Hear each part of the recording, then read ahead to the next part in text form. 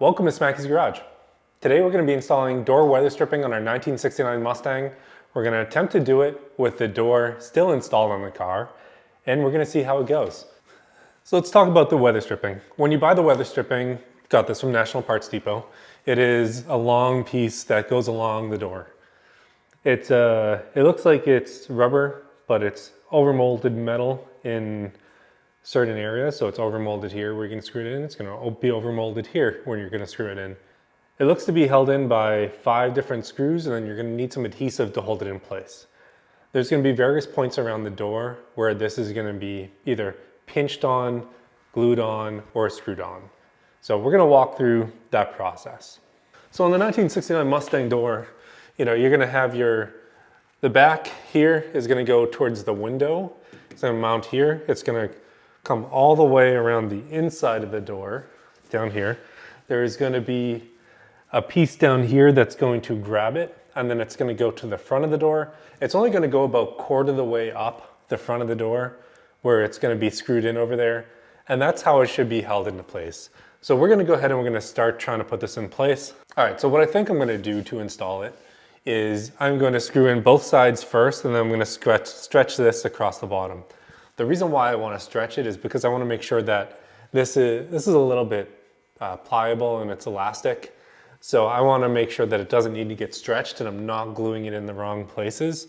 So let's go ahead and let's try screwing this down in a few different locations. So we're going to go ahead and we're going to screw this in place first. What I noticed is when looking at this, some of the screw holes are clean, some of them are not. So I'm going to use a pick and I'm going to actually push through a few of these so you can see the holes. This one's through, these two are not. I'm going to go ahead and clean these up. This is an original door, I believe. So the screw holes and everything are in place. They've just been painted over so they look a little bit small. If you had a non-original door, you'd have to drill these holes, especially if it's a reproduction door. There's no guarantee that these holes are going to exist in the door that you will get. So what I'm going to do first is I'm going to take these screws and I'm going to screw them into these 3 different locations just to make sure everything is square and fits well. Yeah, so that paint that's there is chipping off as I'm doing this. So anytime I'm doing this, I like to add more paint to the holes, especially if things chip when I'm putting them together. I know the holes are going to re-thread, but the paint around the holes broke, so I'm going to go ahead and do that. One way you might be able to avoid it is putting tape over it as you're putting the screws in for the first time, but I didn't do that. So I'm going to go ahead and use a little bit of touch-up paint and clean this up. I've said this in a few of my videos. There's one thing that I hate the most, and it's drilling into any sort of painted surface, and this is one of the reasons why. I'll leave a link in the comments or in the description for these brushes. If you're doing any sort of touch-up work, these brushes are amazing. So you can see now, none of the metal is showing. We should be good to pull this together. I'm just going to give it a little bit of time to dry before I go any further. So the other 2 screws are in here. They're going to be 1 and 2. I'm going to do the same process here where I put these screws in first to make sure that the holes are open and fit. Wait a little bit, we look to be dry, so I'm going to go ahead and I'm going to install these.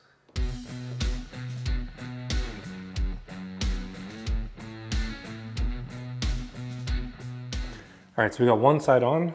Now this is supposed to go against here. All right, so I have screwed this in place. You have top screw, bottom screw, and you can see now this is hanging underneath. I'm going to go ahead and I'm going to try to tuck it in.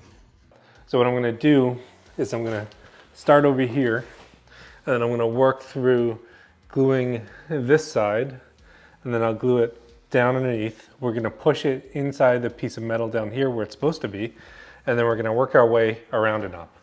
To do this, we're going to end up using Weatherstrip adhesive. So it's when you put it on, you're going to be putting it on both sides. You're going to be putting it on not only the door itself, but you're also going to be putting it on the weather strip. And that's to make sure that we get a good adhesion to the door. So I was looking at the original doors to try to track down and make sure I get the adhesion right. It looks like it was on the far panel here, but as you go down to the bottom, you get more on both sides and it just wraps around and into this bottom channel down here. So we're gonna start by gluing up top. We're gonna tape it into place and we're gonna see how it comes out. So as we're going down here, one thing you need to make sure that you have right is you have it in the right orientation down here where it's gonna be clipping in. So down underneath here, you're gonna see you have this piece, which is actually gonna slide up and inside here. So it's gonna be sliding underneath here. And you're gonna have the glue on the inside of this channel all the way down the door. I think there's a better picture of it.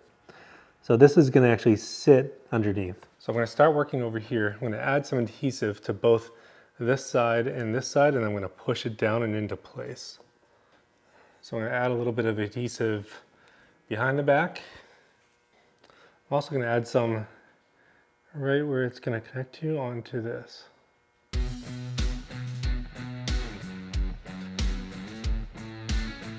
While I'm here, I'm gonna give it a second to tack up a little bit before I decide to push it in place.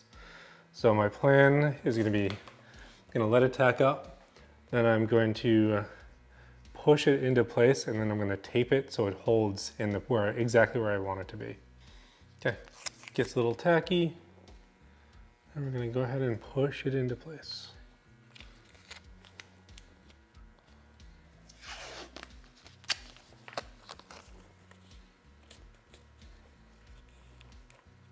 Now that I'm getting ready to do the bottom, I'm going to put the tape in place so it's there when I want to start. Hey buddy.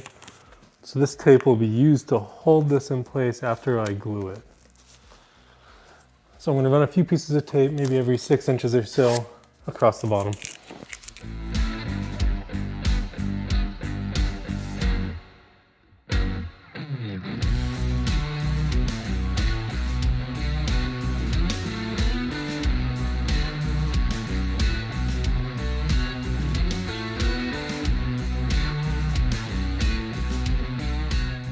All right, give it a second to dry. Put it back up and in place. So I'm going to continue on this process as I work my way around.